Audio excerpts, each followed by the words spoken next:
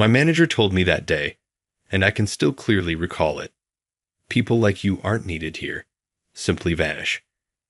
Although those stern remarks touched a nerve, our department director, Linda Thomas, was the one who really tried my tolerance. Every time our paths crossed, Linda had something nasty to say. Her mocking comments and patronizing demeanor pushed me over the edge. I finally made the decision to speak up since I had put up with it for too long. I forced a grin and said, "You're right. It's time to fire useless people. Do you not think?" I was shocked to see Linda's face light up with pride. "Exactly," she said, as though I had just confirmed what she had said. She was unaware of the storm that was building behind my composed exterior. She left that day with a smug ego, not realizing that the following day, at the shareholder meeting, she would be on her knees begging in front of me. I'll take a moment to introduce myself. Nicholas Tyler is my name. I work as a salaried employee and am 40 years old. However, life wasn't always this difficult. My upbringing was comparatively comfortable, but when I was 17, everything changed. Just as I was getting ready to graduate from high school, my father unexpectedly died of a stroke. The loss of him completely upended our world. He had been the family's primary provider, so his disappearance put my mother and I in a difficult position. As a stay-at-home mom without any professional experience, my mother found it difficult to adapt to this new situation. In addition, I had a younger brother who was very intelligent. My father had always hoped he would accomplish great things. I chose to forego my own college education in order to help him, because I thought he had a better chance of succeeding than I did. I was the one who had to take the initiative. I began balancing my obligations at home with a part-time job at a nearby business. My part-time job eventually became a full-time one.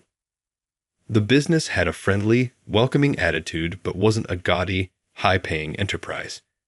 Despite merely having a high school degree, I never felt uncomfortable. Many of my coworkers were in comparable circumstances, and they graciously offered their expertise. It was a place that felt like home. This was thanks in large part to our company president, Eric Jeffrey. President Jeffrey was a self-made man like me. He had given up on higher education due to family circumstances and had started this company with a friend, building it from the ground up. He was a kind and compassionate leader, always looking out for employees like me who lacked formal qualifications. He treated us to meals, offered generous bonuses, and genuinely cared about our well-being. Under his leadership, the workplace thrived, fostering mutual respect and camaraderie. However, that harmony was disrupted when Linda Thomas joined the team. Linda was hired as a department head, lauded for her exceptional skills and impressive credentials. She came from a wealthy family and had attended prestigious schools. Linda took every opportunity to flaunt her expensive jewelry and designer bags, boasting about her affluent lifestyle. Her arrogance was unbearable, but what truly set her apart was her disdain for those she considered beneath her. Linda had a knack for belittling employees without fancy degrees. To her, those of us with only a high school or middle school education were no better than servants. She made no effort to hide her contempt, and her constant jabs were a source of endless frustration. For some reason, she seemed to have a particular dislike for me. "Oh, so you only have a high school diploma," she would say, her voice dripping with mockery. "I don't need useless people like you on my team." Hearing these words repeatedly was soul-crushing. One day, I mustered the courage to ask her why she treated me this way. Her response was as cold as it was shocking. "People like you are unpleasant to look at," she said bluntly. "I don't want you in my sight." Her words stung, but they also revealed her true colors. From that point on, she assigned me the most meaningless tasks, as if to drive home her point. Just the other day, she handed me a broom and a rag, instructing me to clean out an old storage room filled with junk. "This room might be useful someday," she said with a smirk. "Even someone like you can handle this, right?" I tried to explain that I was swamped with work, suggesting we handle it during the year-end cleanup or assign it to someone who was free. But Linda wasn't interested in my reasoning. Her face twisted with anger as she shoved the cleaning tools into my hands. "Are you refusing a direct order from your superior?" she snapped. "You need to start over from scratch." Left with no choice, I started cleaning the room. After about 10 minutes, Linda grew bored and dismissed me. "Next time, do as you're told immediately," she said. "I'll let you off the hook for now." Relieved, I returned to my desk, only for her to storm in later, accusing me of abandoning the task halfway. Her baseless accusations left me mentally and physically drained. Everyone in the office questioned how someone like Linda had become a department head. She had apparently charmed the interview panel with her polished demeanor and stellar resume. But the reality was far from the image she projected. Linda had a history of impressive achievements at her previous job, which had secured her a leadership role here. Initially, she made a good impression on President Jeffrey and other executives. In meetings, she was all smiles, proactive, and professional. A far cry from the tyrant we saw every day. As time went on, her true nature emerged. She began treating her subordinates like dirt while buttering up the higher-ups. Her behavior created a toxic atmosphere, and employees started voicing their dissatisfaction. Adding to the tension was a string of thefts in the office. Employees' money and belongings were going missing despite repeated reminders to use lockers and keep valuables secure. Determined to catch the culprit, I kept a close eye on the situation. Then one day, a major incident occurred just as I was about to head out for lunch. Linda slammed a stack of papers onto my desk, her face red with anger. "You're not going anywhere," she barked. "What are you going to do about this?" She thrust an email and a client complaint in my face. The email read, "Your products are of the worst quality, frequently damaged, and overpriced. We are terminating future business." I was stunned. Linda accused me of sending the email, but I had no recollection of ever doing such a thing. The accusations were baseless, yet the implications were serious. I tried to keep my composure as Linda hurled accusations at me. She waved the client complaint and email in my face relentlessly, claiming that I was to blame. "It has to be you," she sneered. "Only someone like you, without a college degree, would send such an offensive email." I pointed out that the email didn't even come from my address, but my explanation didn't matter to her. She kept piling on insults, calling me a liability to the company and a menace to its reputation. Her words cut deep, but I had grown tired of being her scapegoat. Something inside me snapped. Instead of arguing, I smiled, a forced, tight-lipped smile, and said, "Useless people should be fired, don't you think?" Linda narrowed her eyes, sensing that something was off. But in true Linda fashion, she quickly dismissed my reaction as acceptance of her tirade. Her usual smirk returned, and she strutted off, throwing one last condescending glance my way.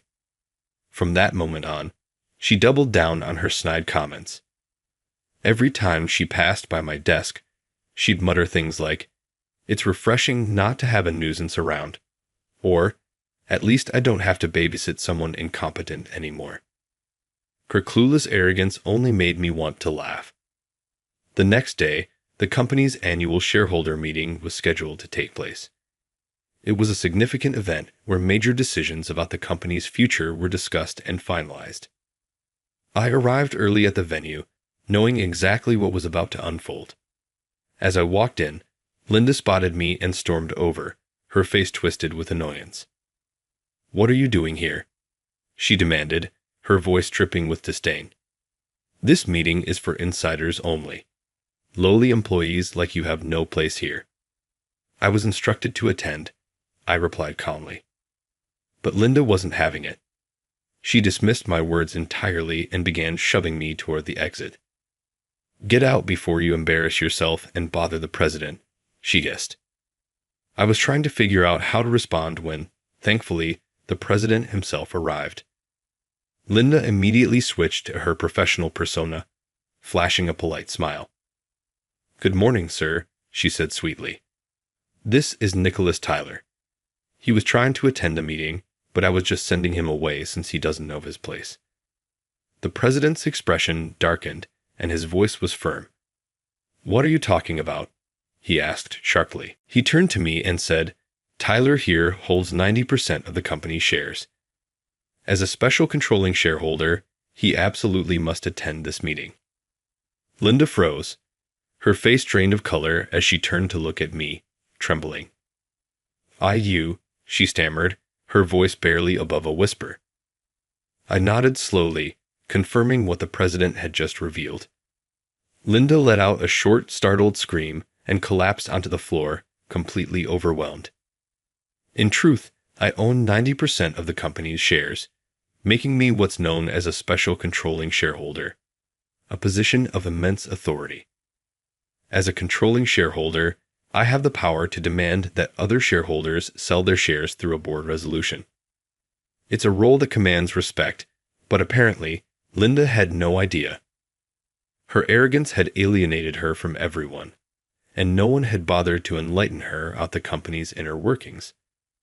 Linda sat on the floor, mumbling incoherently to herself. Unable to watch her pitiful state any longer, the president stepped in to explain. "This company was founded by Tyler's father," he began. "He served as the company's first president, but tragically, he passed away from a stroke when Tyler was still in high school. At that time, I was the vice president and his best friend. I took over as president and arranged for Tyler to join the company immediately after graduating. The goal was to groom him to eventually take over as president." Linda's wide eyes darted between the president and me as she struggled to process this information. "There were discussions about making Tyler the president right away," the president continued, "but we decided it would be better for him to gain experience on the ground first. It was important to ensure the company and its employees wouldn't be at risk due to his inexperience. So, Tyler inherited 90% of the company's shares from his father and has been learning the ropes ever since."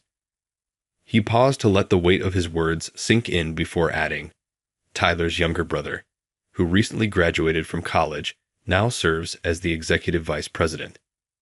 But let me be clear. Tyler has proven himself to be a competent and invaluable member of this company." Linda's mouth opened and closed like a fish gasping for air. She tried to stand but stumbled, mumbling, I thought he was just. I assumed." "You assumed he was what?" The president interrupted, his tone sharp. "An incompetent employee just because he doesn't have a college degree. Is that what you're about to say?" Linda stammered, "I just didn't know. It's wrong for him to hold 90% of the shares. It's only because he's the son of the former president." Her words revealed her true feelings, and the president was quick to reprimand her. "Watch your language," he said sternly. "A person's worth is not determined by their educational background." Linda, however, wasn't done digging her grave. "I'm much more competent and contribute more to the company than he does," she argued. "It's unfair to judge based on inheritance alone. Merit should matter." I was stunned by her audacity, but the president was livid. He let out a deep sigh before responding. "Tyler is far more competent than you," he said, his voice low and steady. "He listens to the needs of employees, constantly improves operations, and boosts workplace morale." The same Linda tried to protest. "I do that too," she exclaimed, but the president wasn't buying it. "Don't be ridiculous," he snapped. "Do you think I'm unaware of your behavior? I've received numerous reports about your mistreatment of subordinates. You've been assigning them pointless tasks, disrupting their work, and belittling them based on their education. That's not leadership." Linda's weak excuses fell on deaf ears. The president cut her off. "Enough. You don't need to say anything more. And by the way, you're neither an executive nor a shareholder, so you have no reason to attend this meeting." "But I thought it was a mistake." Linda blurted out. "I figured the email must have been sent to me by accident. I'm a highly competent department head. Surely I should be here." The The president sighed deeply and shook his head. Regardless of what you assumed, you weren't invited. Go home for now. We'll have a conversation about your future tomorrow. But Linda started to protest again, but the president turned his back to her, signaling that the discussion was over. I watched in silent astonishment as Linda continued to insist on her importance at the shareholder meeting. I'm essential to the discussion, she declared with confidence, even as the president's face grew sterner. Finally, he ordered her to leave in no uncertain terms. Reluctantly, she retreated, though not without throwing a few indignant glances my way. The entire scene was surreal to me. The president, a man who treated his employees like family, rarely displayed anger, even in challenging situations. Yet, in this instance, his frustration with Linda was palpable. Even though I'd worked under him for years, I'd never seen him so visibly upset. It was clear that Linda's behavior had crossed a line. After the shareholder meeting concluded without further issues, I felt a wave of relief. It had been an intense day, and Linda's interruption, coupled with the president's anger, had left me mentally drained. I decided to head home and relax, unaware that another encounter with Linda was looming just around the corner. As I approached the taxi stand, I heard hurried footsteps behind me. Turning around, I saw Linda sprinting toward me, her face flushed and her breath uneven. She caught up quickly, blocking my path with an unsettling grin. "Oh good, I made it in time," she panted. "Why are you here?" "I thought you left," I said, my voice filled with suspicion. Had she been waiting outside the entire time the meeting was in progress? Ignoring my questioning tone, Linda launched into a bizarre monologue. "The president said he'd call me in tomorrow, but I have a bad feeling about it. So, I thought I'd ask you for a little favor, Mr. Tyler." The uneasy feeling in my chest grew stronger. "A favor?" I asked warily. Without warning, Linda bowed deeply in front of me. "I'm sorry for everything I've said and done. I'm apologizing, so could you please say some nice things about me to the president?" I stood there, taken aback by her sudden apology, but something about it felt hollow. "You're not apologizing because you feel bad," I said firmly. "You just want to escape blame. I refuse." I turned to leave, but Linda quickly stepped in front of me, spreading her arms wide as if to physically block my path. Bowing repeatedly, she looked more absurd with every gesture, attracting the attention of passers-by. It was a busy street, and soon children began giggling at her exaggerated motions. The embarrassment seemed to hit her at last, and she straightened up. "Anyway, make sure to support me tomorrow. Don't forget, I'm your boss," she shouted before running off. Her dramatic exit was punctuated by a spectacular fall, earning even more curious glances from bystanders. Pretending not to notice, I turned away and quietly headed home. The next day, I arrived at work expecting more drama. Linda, now sporting a bandage on her leg, limped over to me almost immediately. "I hurt myself after I fell yesterday," she said with a pitiful expression. "I scraped my leg and got bruises. It was awful." "Is that so?" "What a misfortune," I replied coldly. If it had been anyone else, I might have shown concern, but Linda's long history of mistreatment had drained any sympathy I might have felt. More importantly, I knew she had bigger problems to worry about. "Doesn't the president have something important to discuss with you today?" I asked pointedly. Linda hesitated for a moment before answering. "Right. I was told to go to his office as soon as I arrived." She glanced at me with a hint of hesitation. "Since you were also summoned, let's go together." Reluctantly, I accompanied her to the president's office. She complained about her foot pain the entire way, insisting on walking as slowly as possible, which only added to my irritation.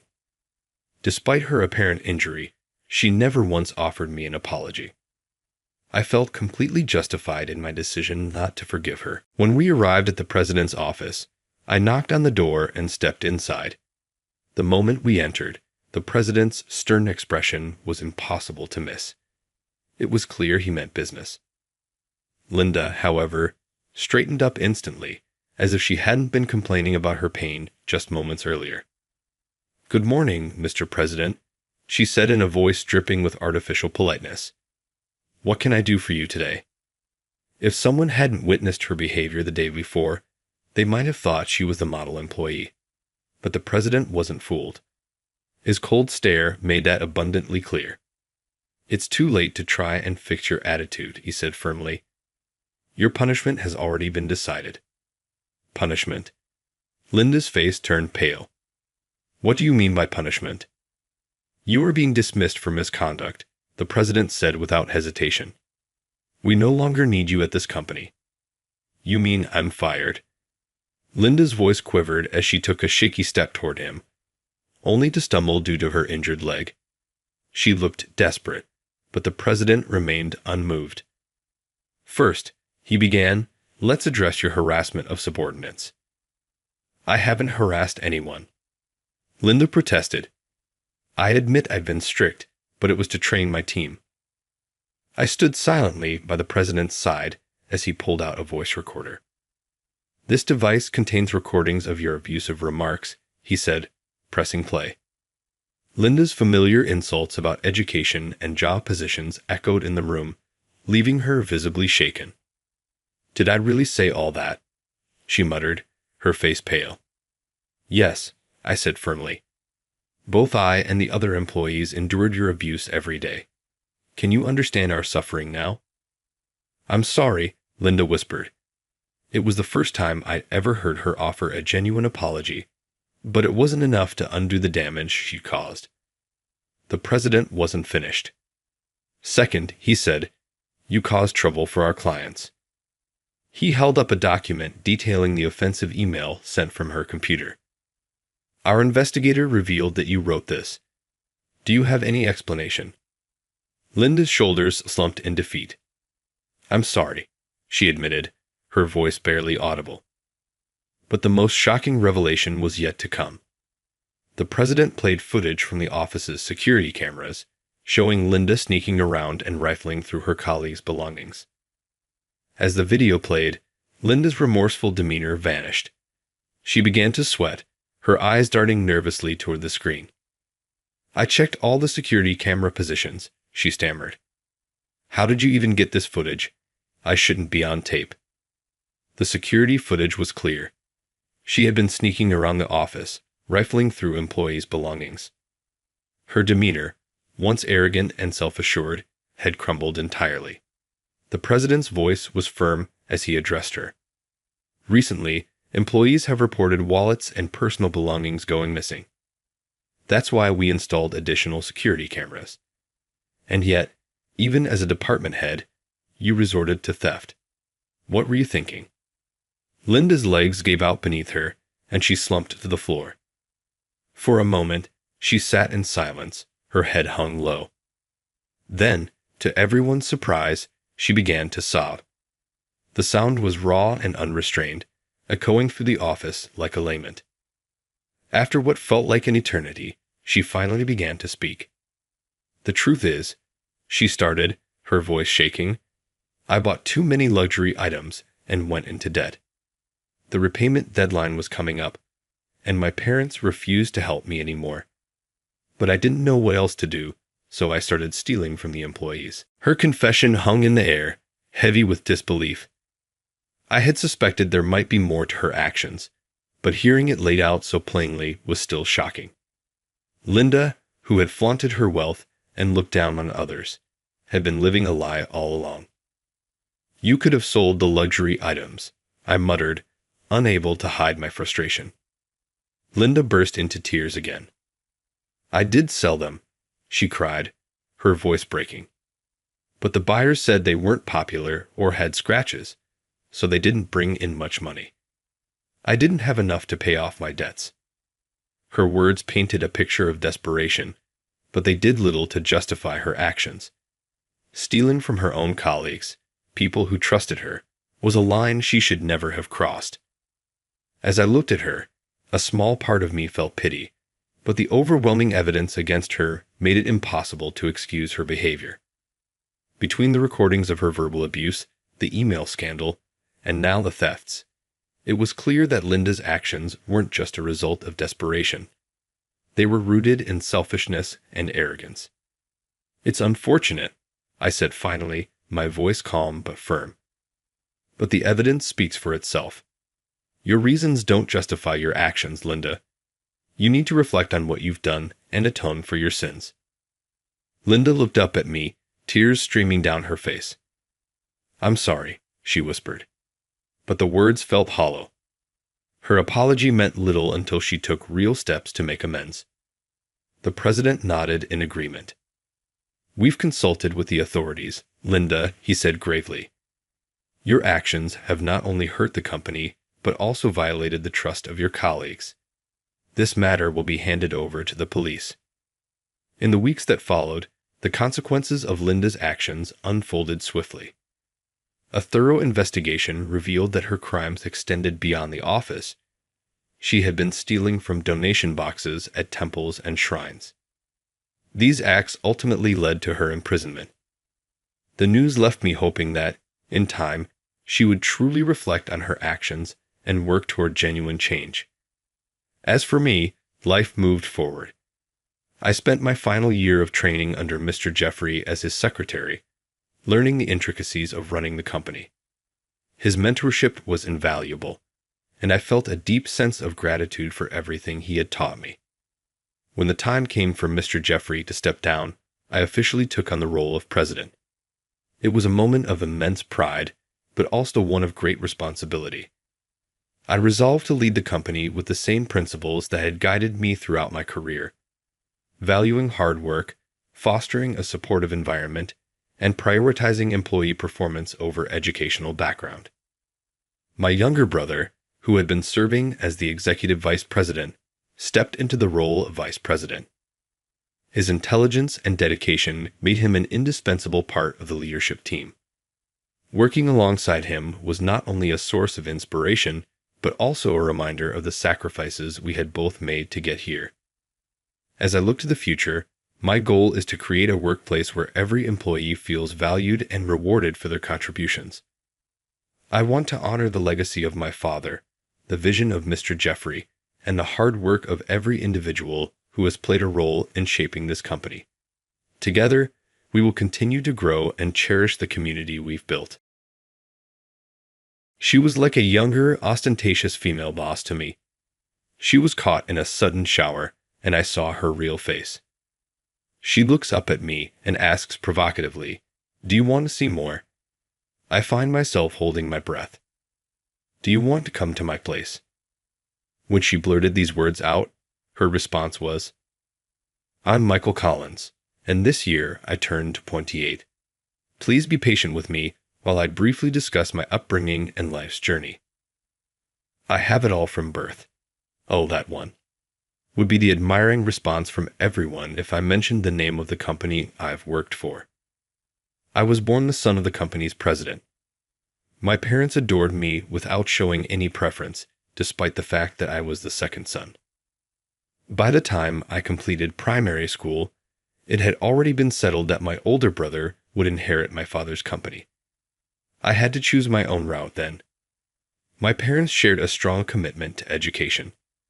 Fortunately, I did better in my studies than the majority of my classmates, so I didn't detest it. About the time I was in high school, I came to the realization that I was inherently smart, perhaps just like my father.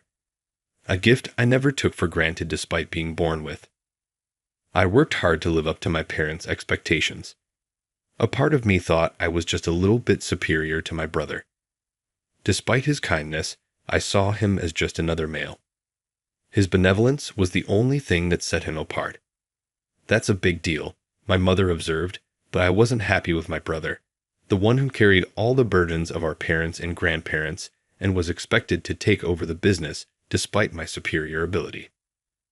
I must have been a prickly, conceited man back then. Now that I think about it, it was awkward. I consider it a youthful mistake. I sincerely hoped that one day my parents would see my brilliance and replace their hair. but that day never materialized.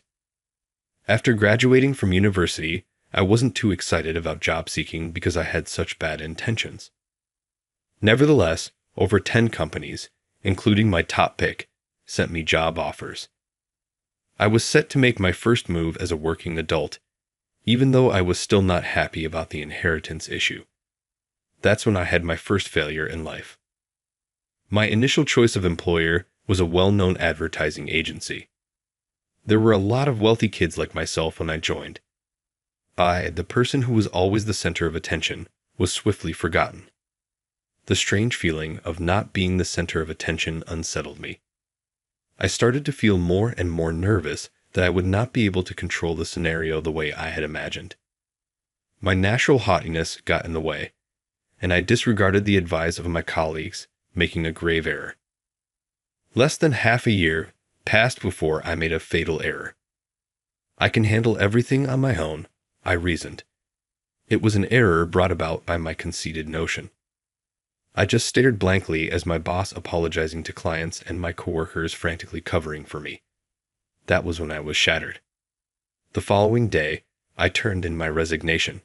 I never returned to work. I no longer wanted to socialize or meet new people who were aware of my existence. My anxious parents made arrangements for me to live in an apartment separately from our family house. I was evicted from my home and sought safety in an apartment that was made available to me. I started going outside after half a year, but I wasn't in the mood to look for a work. I had no job. I made it a daily goal to live a lazy life. I made the decision to live a life that totally rejected the person I used to be. I lived like this for a couple of years. I'd attribute my ability to reintegrate into society to a string of fortuitous little incidents. Movies were my only source of enjoyment throughout this period. My apartment was close to an art house movie theater. They screened foreign films, including some relatively obscure ones. At the conclusion of the year, they also screened all-night films in this little theater. It was a fine art house theater with strong ties to the neighborhood. One day, while purchasing a ticket as normal, I noticed an employment poster at the front desk. "Are you hiring staff?" As soon as I had my ticket, I inquired. I was informed that they had an unexpected vacancy and were hiring immediately. I was unaware of the kind of work that art house cinemas did at the time. When they said, "If you like movies, it's a fun job," I became interested right away. Applying for the job was my decision. My resume was brought the following day. I spoke with the manager of the theater right away, and I was hired right away. I remember being a little afraid, but everything went so well. In case it turned out to be a really severe firm, I was concerned about what to do. The day after the interview was when I was supposed to start work when I got back to my apartment. I was apprehensive about the nature of the work. It appeared like my job was just sales and publicity on the first day. Creating leaflets and posters, as well as displays within the theater and outdoors, were all part of the publicity activity. Sales comprised buying and promoting the movies that were going to be exhibited. Each member of the small crew was responsible for several responsibilities. "Hello, this is Michael Collins." I lowered my head and said "nice to meet you" to my supervisor, a girl who had a doll-like appearance. She actually did look like a small girl, yet I suppose I should label her a woman still. Her age, she was 5 years younger than me, surprised me once more. The manager of the movie theater confided in me that she was a part-time employee and had dropped out of high school. She appeared to have started working here after being asked whether she would like to work full-time after working many part-time jobs. After then, her efforts were reported to be enormous. They added that all the movies she bought were hits and that she had good taste at first.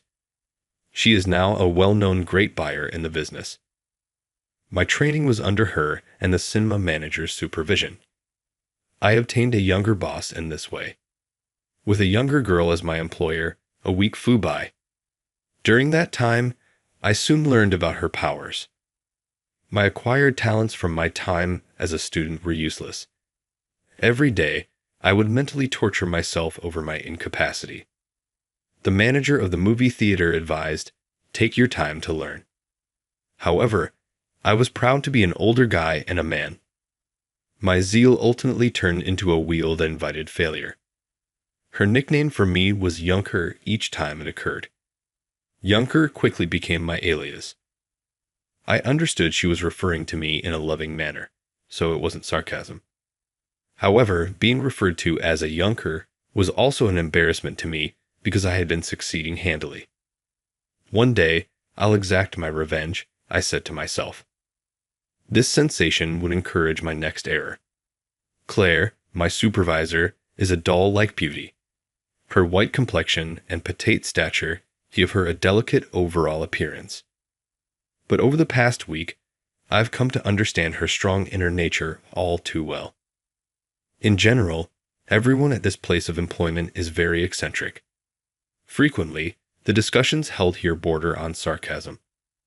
I honestly believed at first that I had chosen the wrong job. But after I'd watched everyone for a bit, I became aware of how foolish my assumptions had been. Everyone is genuinely dedicated to their profession, and what may sting like hurtful jokes isn't meant to be taken that way.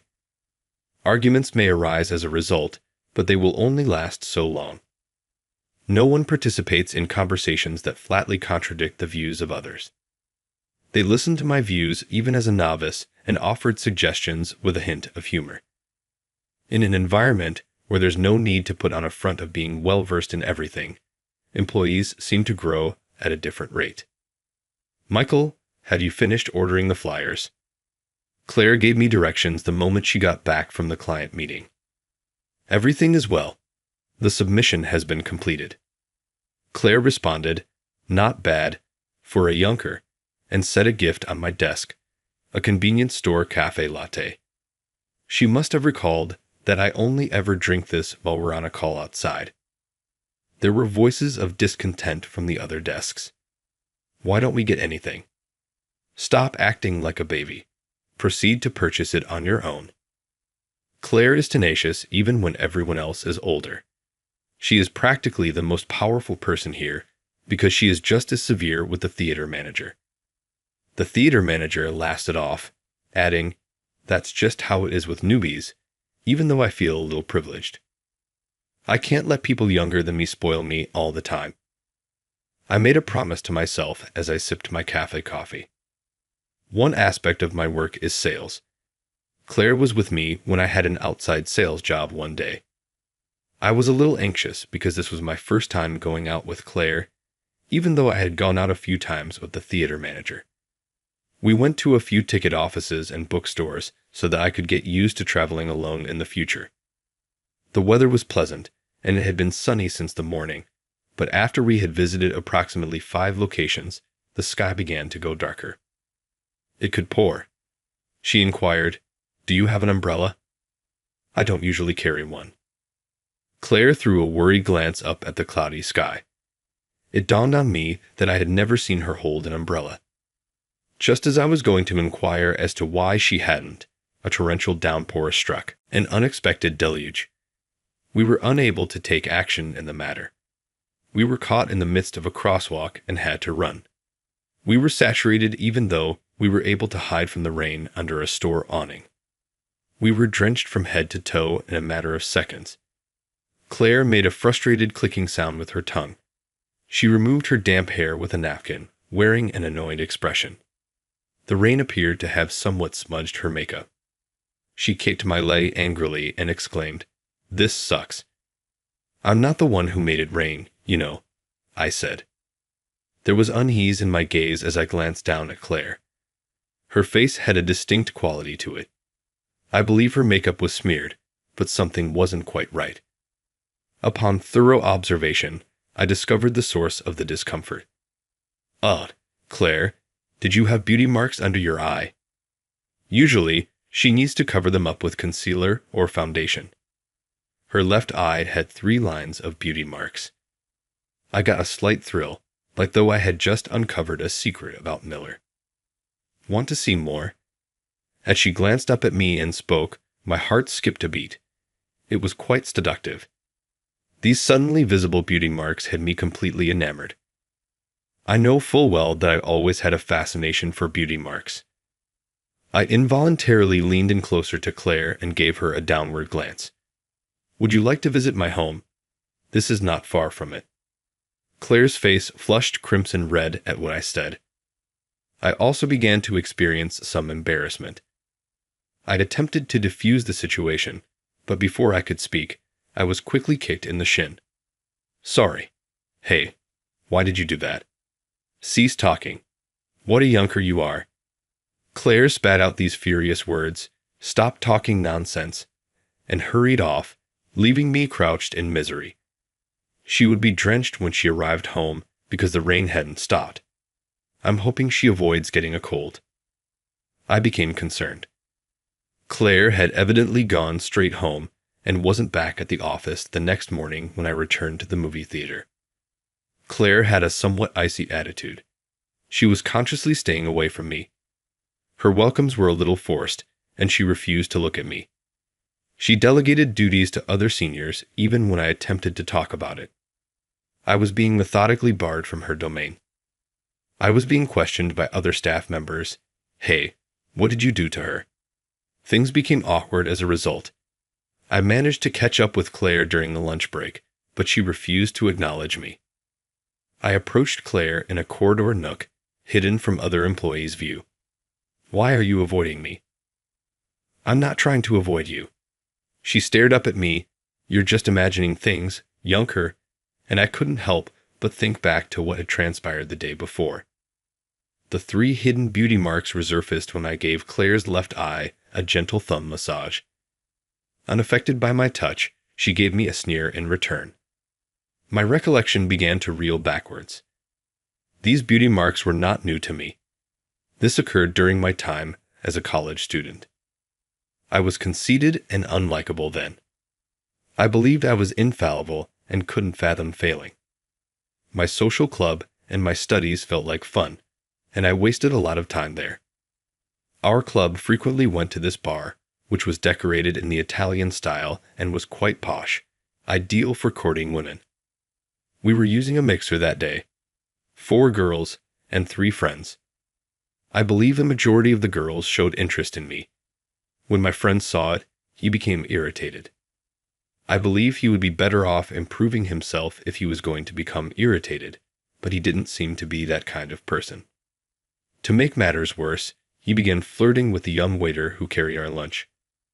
The girl, who appeared to be in her high school years, was obviously uncomfortable and blushing. She had multiple piercings and pixie-cut hair that had been dyed silver. Because of the way she looked, I assumed that she could be a little rebellious. I thought she could resist the flirting, but I quickly learned that looks can be deceiving.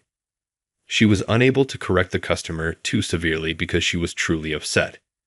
It didn't seem like she had the experience needed to handle things well.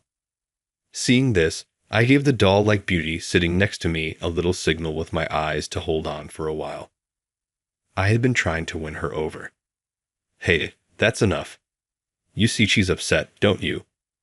My companion was leaning toward the waitress when I reached out and grabbed him by the collar. I was able to instruct the waitress to go ahead and leave while he was thrashing around. You've gone too far, dude. I laughed and diffused the tension by giving my pal a shoulder pat. I saw the waitress bowing to me repeatedly from behind the counter. 3 little moles were visible beneath her eyes. Yes, it is correct. I remember now. Wait, the waitress from that Italian bar. Claire snapped her tongue sharply at my cry. Before I graduated, I had gone to that bar a lot.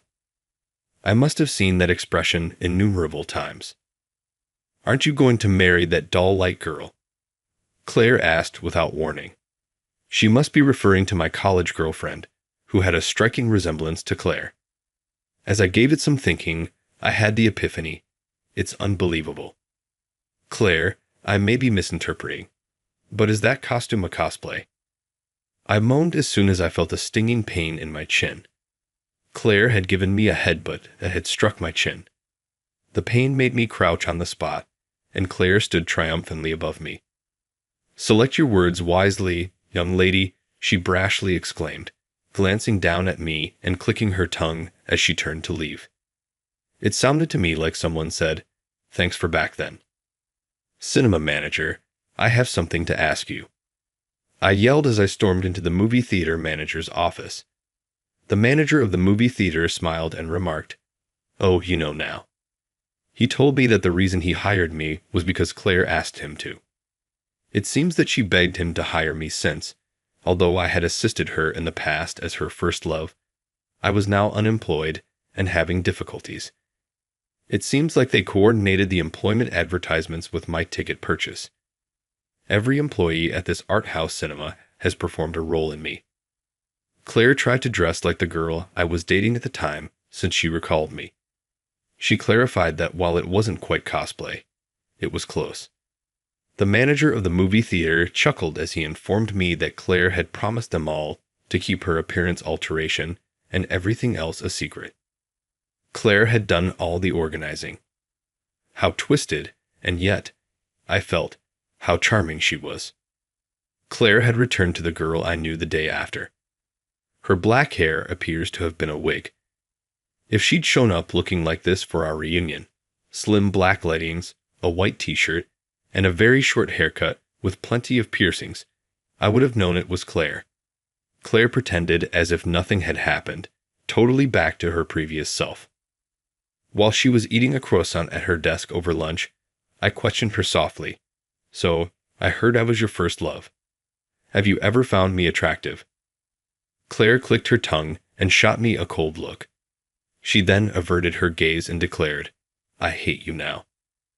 Her less than sweet remark took me by surprise, and I found myself saying, "What?" Then Claire turned to face me, a naughty smirk on her face. "You're a real yunker, you know." Her lips turned a little crimson. "Well, I suppose I had better stop being a yunker before then. After I do, will you kindly reconsider?" I was petting Claire's head when I felt a headbutt strike my side. I stayed stooped, groaning, and contorted in agony.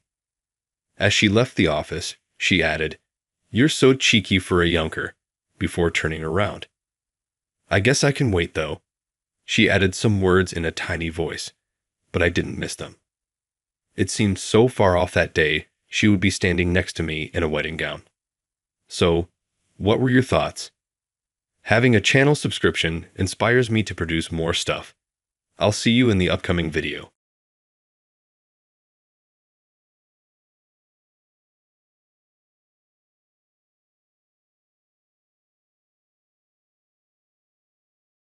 Oh, Emily, I went on a work retreat to a hot spring inn today. I was humming to myself as I made my way to the hot spring after the exciting party with my coworkers when I noticed someone unconscious in front of the changing area.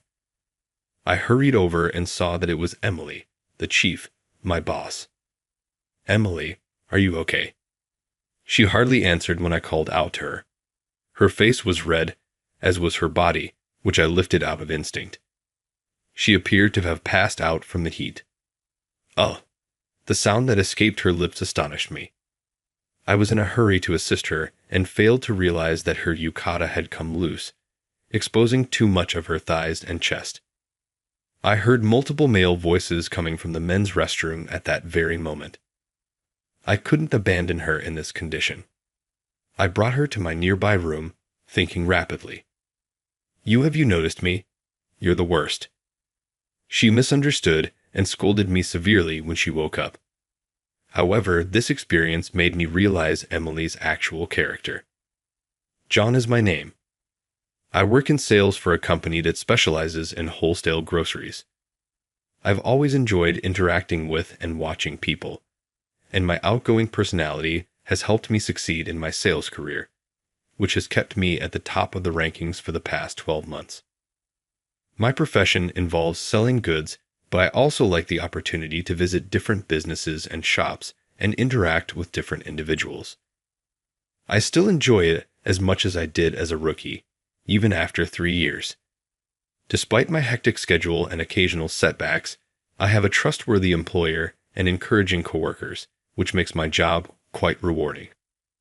Despite my odd personality, I enjoy going to work every day. The work itself is fun, of course, but there's a major bonus as well. That's because of Emily, my boss. Despite only being in her 20s, her remarkable professional accomplishments have already propelled her to a top position, and she radiates a cool, capable aura. Some coworkers feel uncomfortable around her because of her severe attitude toward work and her strictness with herself and others. She never falters at work, and her perfectionism elicits both praise and criticism. But when I was just starting out, I was really impressed by Emily's work ethic and her genuine interactions with clients, and I thought, I want to be like Emily. I've been observing her ever since. Serving her every day has also allowed me to see some surprising aspects of her that she probably isn't aware of.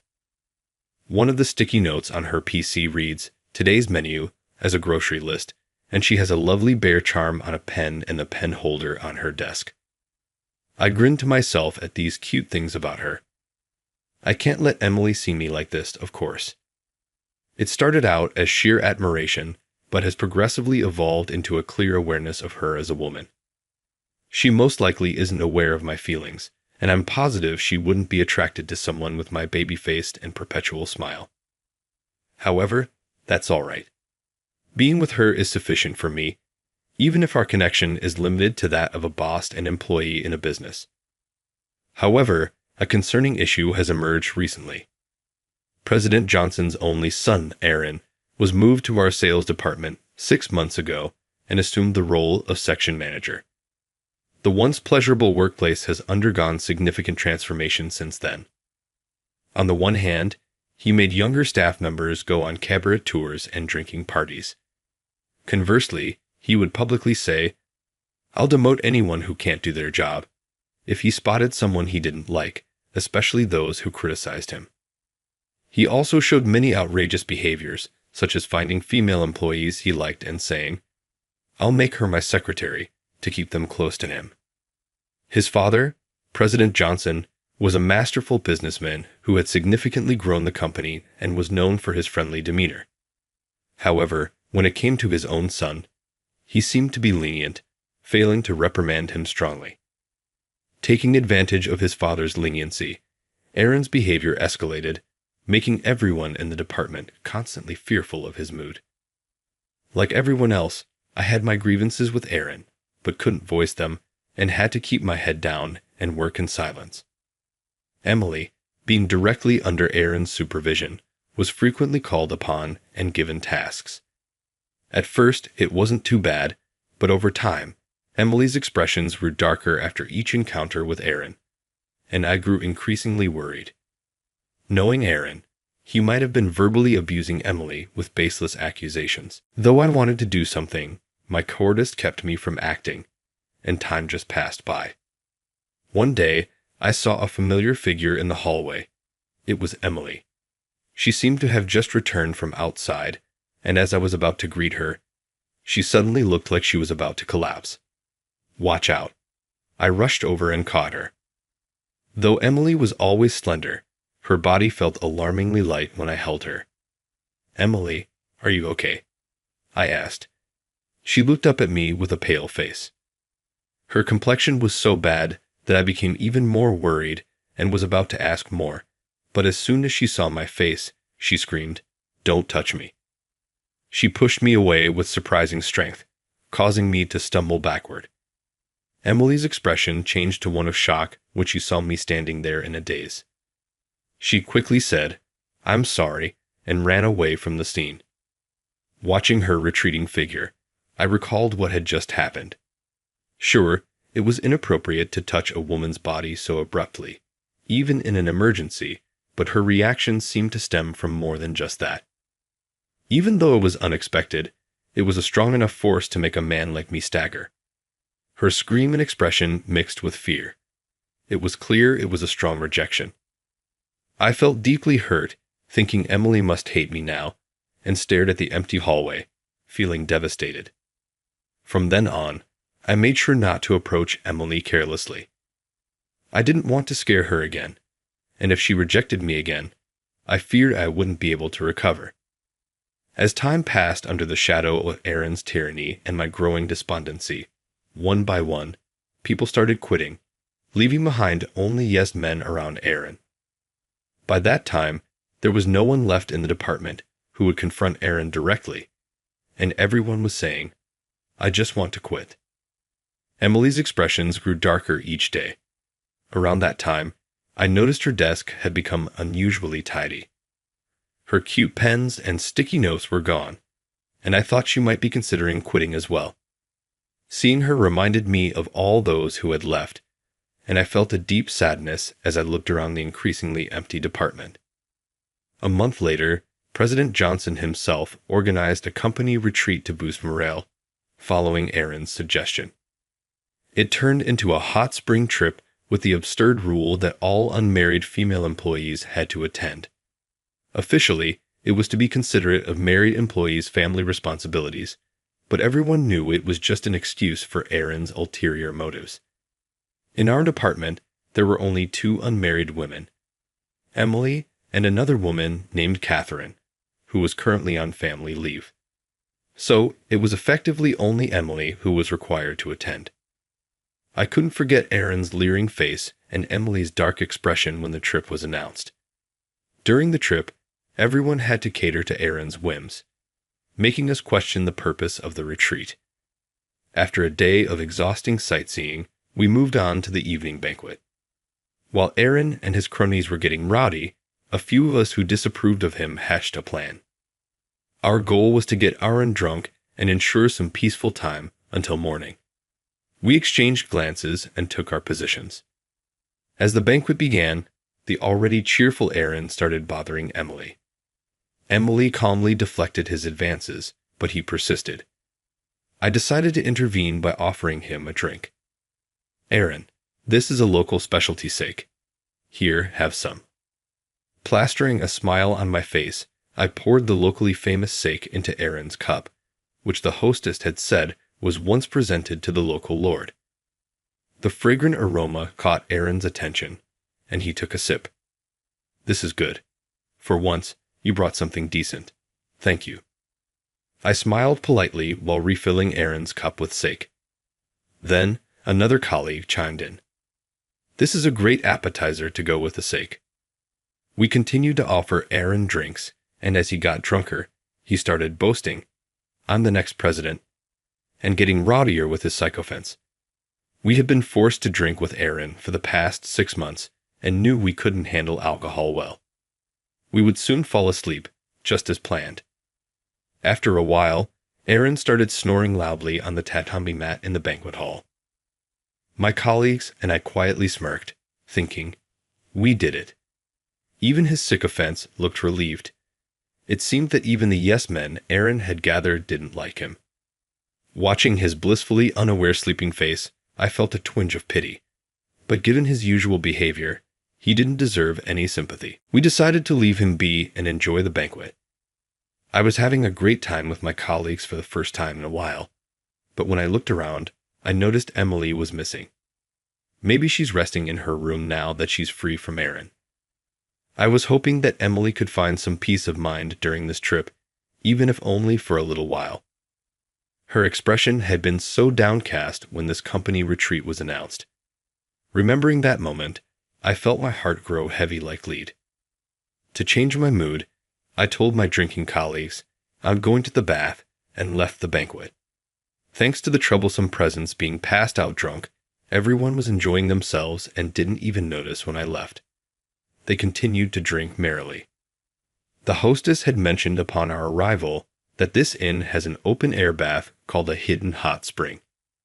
Since I'm not a heavy drinker and had barely touched any alcohol at the party, I decided to fully enjoy the hot spring. With a light step, I headed toward the changing room. It was at that moment I saw someone collapsed in front of the dressing room. "Are you okay?" I hurried over and lifted the person up.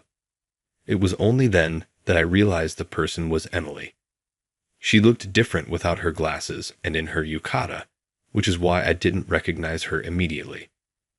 Her skin and face were flushed, and she felt hot to the touch.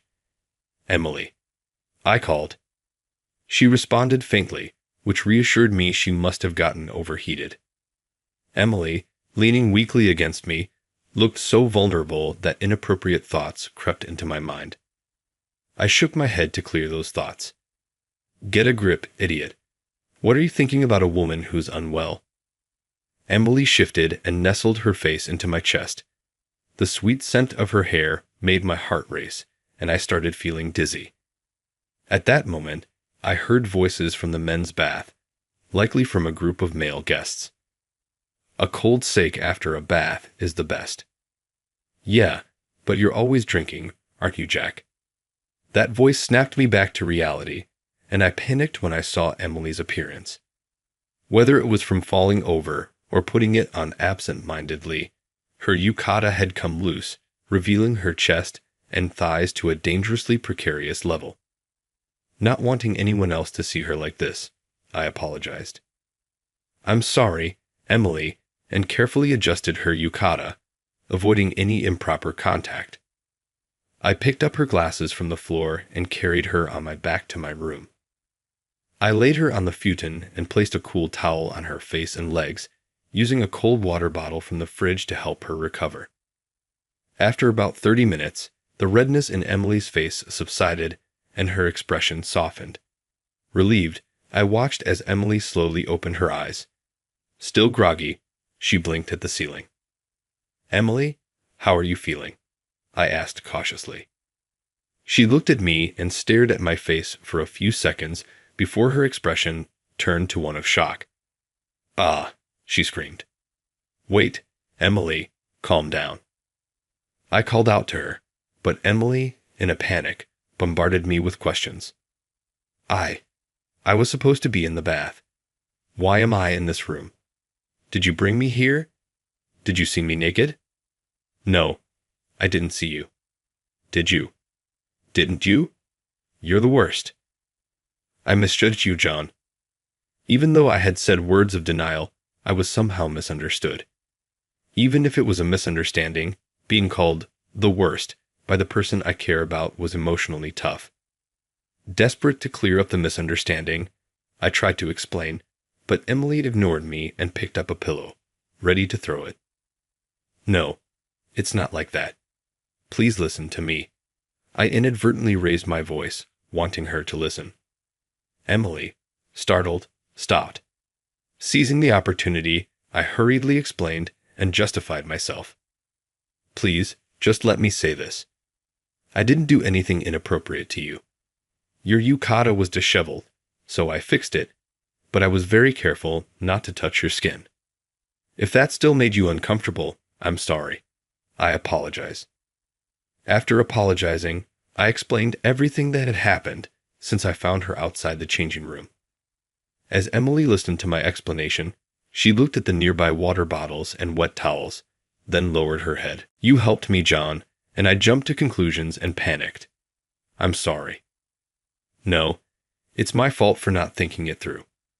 It's only natural that you'd think the worst, given the situation.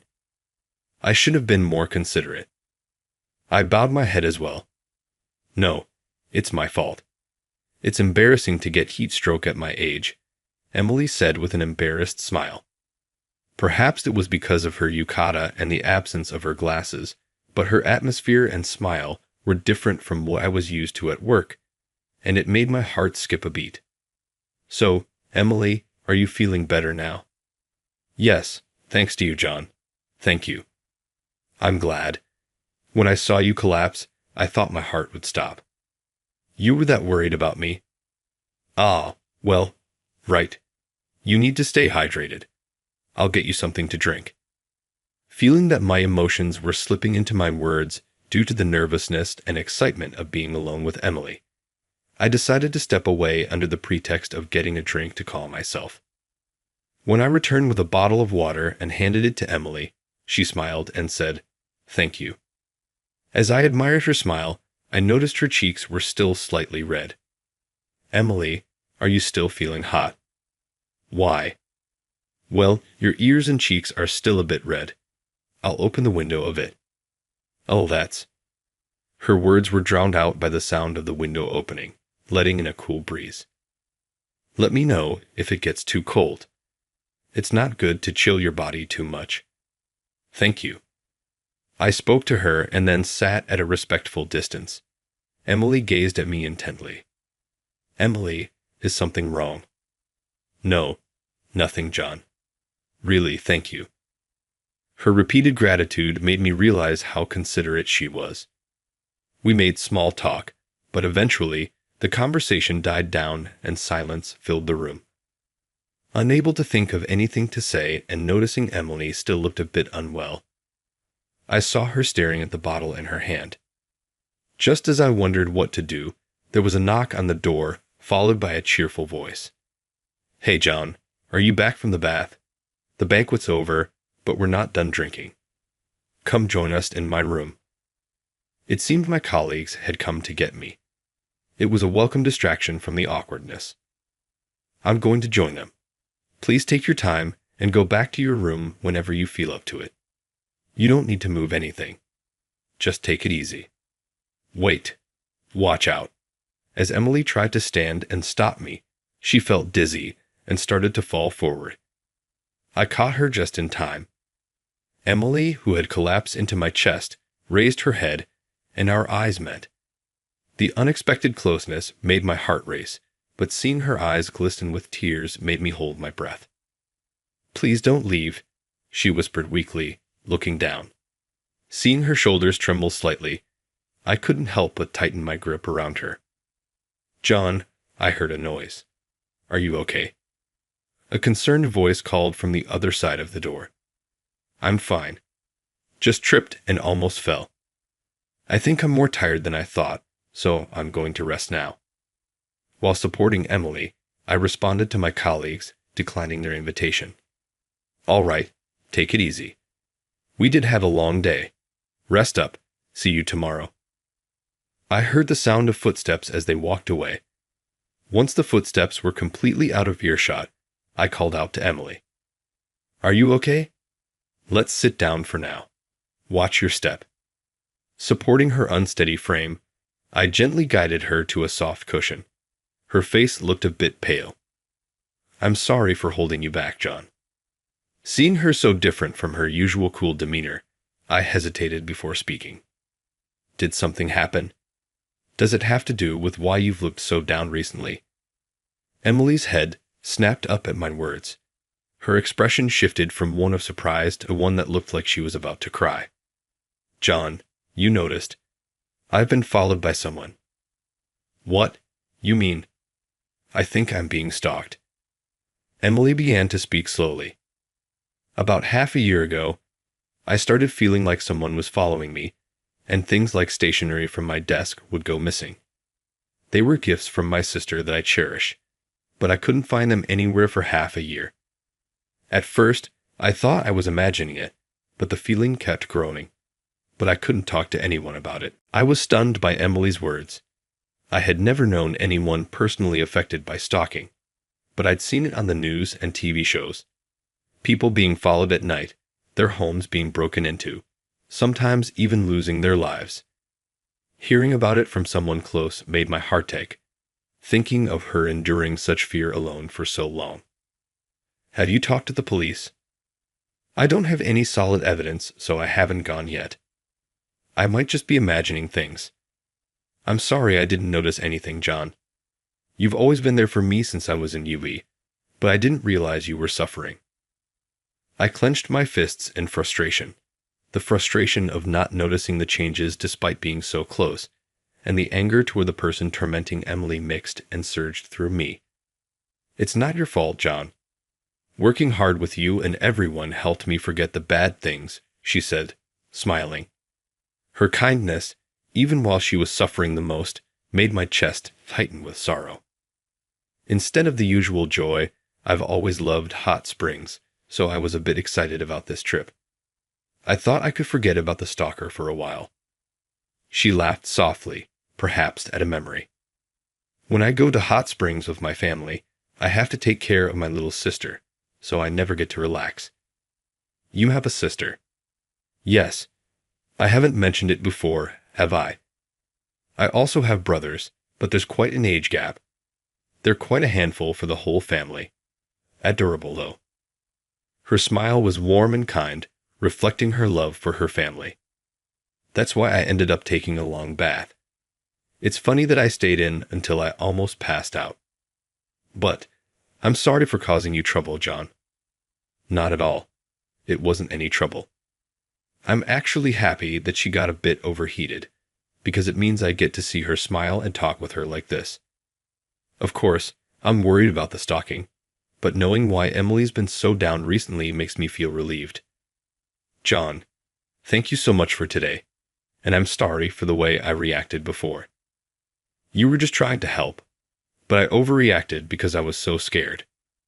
Her words reminded me of a few months ago when I had thought she hated me, which made me feel down. But given her situation, it made sense that she would be afraid of being touched by a man. Now, I understood why she had reacted so strongly. No, it's okay. I'm just glad you weren't hurt, both then and now. I smiled, hoping to reassure her. Emily looked at me and softly said, "You're not like the stalker, John. You're so kind." Her eyes wavered slightly, and I had the urge to hold her close, but I suppressed it. I must not scare Emily any further, as she already harbors a fear of men. As I tried to calm myself, I glanced at the clock on the wall. It was past 10 p.m. "I'm sorry, it's already quite late. You should get some rest. I'll walk you back to your room." Saying that, I tried to stand up, but Emily didn't move. "Emily? I know it's a strange request, but can I stay here tonight?" "What?" Her unexpected request left me frozen halfway through standing up. Looking up at me, she asked again, "Is it okay?" Her innocent expression made my heart race. No, it's not bad, I thought. But inside, part of me was jumping for joy at the idea of spending more time with her, while another part warned that it might not be appropriate. With my heart pounding, the part that wanted to be with Emily won, and I awkwardly prepared another Fuden at a respectable distance. Normally, this would be easy, but my mind and heart were in overdrive, making the task seem complicated. If you want more space between us, just let me know, and I swear I won't do anything weird. You can even tie my hands and feet if you want. I couldn't even look at her as I said this, but I heard a soft laugh. Looking up, I saw Emily laughing. "I'm sorry. You looked so funny, John. But it's okay. I trust you. Thank you." Her words made me push down any inappropriate thoughts. After making sure she was settled in her Fuden, I turned off the lights. "Good night." "Good night, John." Hearing Emily's breathing in the darkness made my heart race, and I tightly closed my eyes, trying to dispel any impure thoughts. Don't think about anything. Just sleep. Trying not to think about it only made my senses more acute. Just as I considered counting sheep to fall asleep, I felt the futon move slightly. Someone was there, and a trembling hand touched my back. After a moment's hesitation, I slowly turned to see Emily's anxious face in the dim light. Is it okay if I touch you a little?" I asked for confirmation, just to be sure. Emily nodded. Seeing that, I gently put my arm around her back. Then, just before touching her, I gently patted her back, saying, "Excuse me. When I was little, whenever I had a scary dream and couldn't sleep, I would sneak into my grandma's bed, and she would pat my back like this." "Your grandma? So you had such a cute childhood, too." "Right? Well, yeah. Thank you.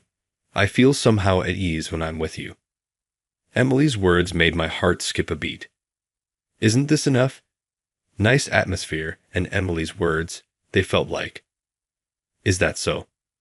I feel the same way. It reminds me of my childhood. Max, my dog at home, he would sneak into my bed. We often slept together. Emily giggled as she said this. Like the family dog? I couldn't help but feel I might not be entirely out of the romantic running. But for now, I told myself that helping Emily feel at ease was what mattered most. As I continued to gently pat her back, I heard Emily's peaceful breathing as she fell asleep. "Good night, Emily." Of course, there was no reply. Even after confirming she had fallen into a deep sleep, I kept gently patting her back. The next morning, I knew it was morning by the sunlight streaming in and the birds chirping outside. Opening my eyes from the same position as last night, I saw Emily's beautiful sleeping face right in front of me. Honestly, I wasn't composed enough to sleep well with her so close. I was too excited to sleep at all, despite being sleep-deprived. Looking at Emily's serene sleeping face, I strongly felt I wanted to protect this person. I only have average strength and stamina, but I wanted to do whatever I could for her. As I was thinking this and looking at Emily's sleeping face, her eyes opened. Looking into her focused eyes, I greeted her. "Good morning, Emily." Good morning." Still groggy, she echoed my greeting like a parrot. But in the next moment, her eyes popped wide open. Then she sprang up with great force. "John, that is, I'm so sorry about last night." "It's all right, really. More importantly, did you sleep well?" Emily's face turned bright red to her ears. "Yes, I slept very well." Her flustered response and the sight of her putting on her glasses while speaking to me, her junior, was so cute that I couldn't help but smile. I then conveyed to her what I had decided in my heart. "Emily, please don't carry everything by yourself anymore. I'll do whatever I can to help, so please rely on me." Emily looked up at my words. I could see tears welling up in her eyes. "Thank you, John," Emily said, wiping her tears and showing a smile. "Should I walk you to your room? I'm still worried about you after yesterday. I feel bad asking you to go that far, and I had a good rest, so I'll be fine." With that, Emily stood up smoothly. I also stood up. "I'm glad I could talk to you, John. I feel bad relying on my junior, but I hope I can consult with you again. Thank you so much. See you later." With a smile and a wave, Emily left the room. As I listened to the sound of the door closing, I stood there for a while, recalling the dreamlike time of last night. Still in a dreamy state, the birds chirping outside brought me back to reality. Just as I was about to get ready for a walk outside, it happened. I thought I heard a voice from a bit of a distance. The moment I heard that voice, I had a bad feeling and dashed out of the room, running at full speed towards the source of the voice. I stopped around the corner of the hallway and saw two figures arguing. "Come on, just a little. Let go of me." My bad feeling turned out to be right. There stood Emily and Aaron. Aaron was grabbing Emily's arm as she struggled, though her tone was strong. Emily's face was pale. "Let go of Emily." I shouted as I pried Aaron's hand off Emily's arm. Perhaps shocked by my sudden appearance, Aaron's hand easily released Emily. "John," a weak voice escaped from Emily, whom I was shielding behind me. Hearing that voice, anger surged through my body. "John, what are you doing here?" Aaron sneered. "What are you doing forcing yourself on a woman who's clearly saying no? You're the lowest of the low." I had been angry with Aaron's behavior before, but never had I wanted to punch him in the face as much as I did now. "John, are you trying to play the knight in shining armor? Don't make me laugh. I'm the son of President Johnson, you know." From behind me, Emily's voice reached my ears as I faced off against the sneering Aaron, the stalker. "It was him," she said, extending her hand towards me. In her trembling hand was a pen with a bare charm that had been on Emily's desk. I looked from the pen to Aaron's face. Aaron was smirking. He stole my personal items from my desk and followed me home. All of it. "It was Aaron," Emily said. Hearing that, I felt my head was about to boil over. So this guy was the one tormenting Emily. I glared sharply at Aaron, condemning him. "Being the president's son doesn't give you the right to commit crimes. Do you have any idea how much suffering Emily has been through because of you?" But Aaron remained arrogantly unrepentant. What's wrong with managing Emily's belongings and actions? Besides, I arranged this trip, asking my father to make it happen so that shy Emily could come out of her shell. He probably blabbered about his stalking behavior as if it were for Emily's benefit. That's all your delusion. In reality, Emily is terrified of your actions. Stop stalking her immediately. What? Stalking? What are you talking about? Everything I've done has been proof of my love for Emily. Right, Emily? With a self-absorbed expression, Aaron spoke to Emily. In response, Emily stepped forward to stand beside me. Seeing her determined look despite her trembling hands, I was surprised, but she nodded at me resolutely. I have never had any special feelings for you, Aaron. Your actions have been nothing but a nuisance. Please never do them again. If you do anything more, I will report it to the proper authorities.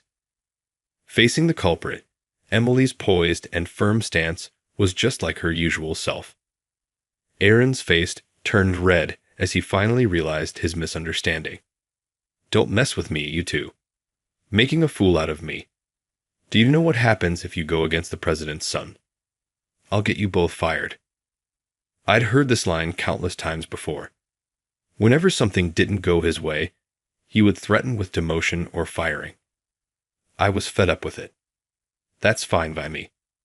John, what are you saying? It's enough.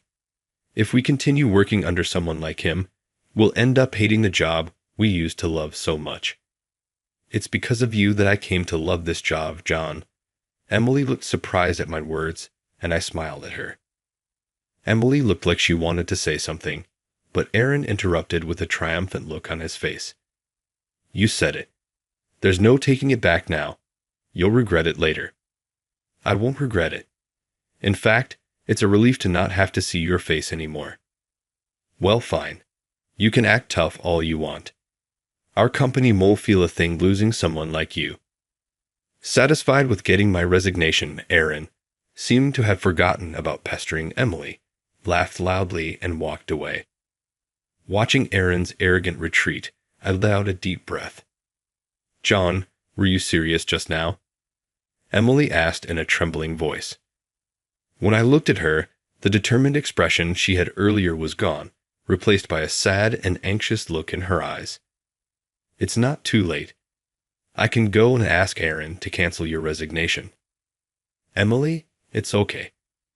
I touched her shoulder to stop her from running off. When our eyes met, a single tear fell from her eye. I can't bear the thought of you quitting because of me. Emily started to cry. For a moment, I hesitated, but then I gently pulled her into an embrace. It's not your fault, Emily. It's my decision. I couldn't forgive Aaron's behavior. With Emily crying into my chest, I confessed the feelings I had been holding back. I've always liked you, Emily. That's why I couldn't stand seeing you in pain. I would have regretted it more if I had let Aaron's despicable actions slide. I'm glad I could protect you like this. Emily slowly lifted her face. Her wet eyes met mine. John, until now I've always seen you as a cute junior, but after spending the night together and hearing you say I could rely on you, I realized my own feelings. I feel comfortable with you. I don't have to put on a facade in front of you. I feel so at ease. Emily rested her cheek against my chest. I love you too, John. Her words resonated through my body and heart. Hearing the word love from Emily made my heart beat loudly. I can hear your heartbeat, John. Emily, with you by my side, I can do my best. So please stay with me from now on. Okay. Emily's blushing face showed a girlish smile. It was the most beautiful smile I had ever seen on her. The day after we returned from the trip, I headed to Aaron's desk with my resignation letter. When Aaron saw me, he smirked. John, what do you want? As I said yesterday, I'm quitting this company. When I placed the envelope on his desk, Aaron laughed loudly again. A resignation letter? Just remember, don't come crying to me when you're struggling. Who's going to be crying? What are you talking about? Obviously, it'll be you. He glared at me, annoyed by my calm demeanor. Aaron, I'm quitting too, and so am I. In the next moment, voices started to rise from behind me. While Aaron was still confused, envelopes marked with resignation letters were placed one after another on his desk. Finally, a beautifully written resignation letter was placed in front of him. "I'm resigning as well." It was Emily who placed it. Behind us stood more than half of our department. Everyone here had submitted their resignation letters, just like me. Aaron, stunned by the sudden turn of events, turned pale as he faced the overwhelming number of resignation letters. "You seemed worried about my future, Aaron, but rest assured, we decided to leave this company and start a new one together." Everyone nodded in agreement. Next to me, Emily smiled. After declaring my resignation to Aaron yesterday, Emily and I discussed leaving the company and starting a new one together. I knew that just my resignation wouldn't stop Aaron's stalking, so for her safety, I urged Emily to resign as well. At first, Emily was reluctant to quit. I had heard she had a younger sister, but it turned out she was the eldest of 5 siblings and, along with her father, was supporting the household due to her mother's poor health. That's why, no matter how hard it was, I couldn't quit my job. Hearing her circumstances, I felt a painful tightness in my chest. Thinking of how she had been fighting the fear of Aaron stalking while suppressing her own feelings for the sake of her family nearly brought tears to my eyes. I squeezed Emily's hand tightly and said, "You don't have to endure it anymore. I'm here with you." Emily smiled, relieved by my words. Seeing that smile, I made a vow to myself once again. I will protect this person no matter what. With our resolve to leave the company firm, we went around explaining the situation to our colleagues who had been there since before Aaron's transfer. Most of them, after hearing our story, offered to work with us, leading to today's mass resignation. Leaving a dumbfounded Aaron behind, we headed to the president's office. We intended to inform President Johnson, Aaron's father and the company president, about Aaron's past behavior, his stalking of Emily, and any other offenses, and to demand an investigation and proper punishment. Though surprised by our sudden visit, President Johnson listened intently to our account. After hearing our story, he bowed deeply and apologized. His face had turned pale, and he looked visibly more haggard. Within a short period, it must have been a shocking report for him. As the company president, he promised to conduct a thorough investigation and to impose appropriate penalties on Aaron, as well as on himself. Later, we established our new company and threw ourselves into our work. The busy days flew by as we grew the company, making decisions collectively and sharing ideas actively, feeling a different kind of fulfillment than before. I realized I really do love this job. One day, we received a phone call at the office. The caller was President Johnson. He informed us that the investigation into Aaron had been completed, and Aaron had admitted to his crimes. President Johnson had personally contacted the police. Aaron was, of course, dismissed and would be monitored henceforth. His father decided not to sever ties, but to focus on Aaron's rehabilitation. The company had suffered from the loss of us employees, leading to deteriorated relationships with clients and declining performance. Even though President Johnson personally requested, "Please come back," none of us nodded in agreement. Instead, we promised to assist by forming a business partnership, helping the company rebuild trust. I cannot go back, but I believe we took the best possible action to repay the company for the many years we worked there. This arrangement benefited both companies, and slowly but surely, President Johnson's company began mending its client relationships while we secured new contracts, further boosting our growth. Everyone who once felt burdened by work now worked with smiles on their faces. I was one of them. And John, about the new contract, seeing her efficiently handling work, I couldn't help but smile. "We're at work now. Stop grinning." Emily, now my partner, scolded me sharply. Sorry, but in our private office, I gently hugged Emily tenderly, as if handling something fragile. "I just thought, how happy I am to see you like this." "Oh, come on." Emily laughed softly, exasperated by my words. "Are you happy too?" Emily, of course, Her immediate answer made me hold her a little tighter. Emily relaxed from work mode, smiling peacefully in my arms. Her smile was so gentle and calm. It was the most special smile, one she showed only to me. I'm an ordinary guy with no wealth, strength, or special talents. I used to be too scared to stand up to those in power. But that day, I mustered the courage to protect what mattered most to me. Thanks to that, I haven't lost what is most important. I want to continue protecting her, the one who gives me so much courage and strength. For Emily's smile, I believe I can do anything.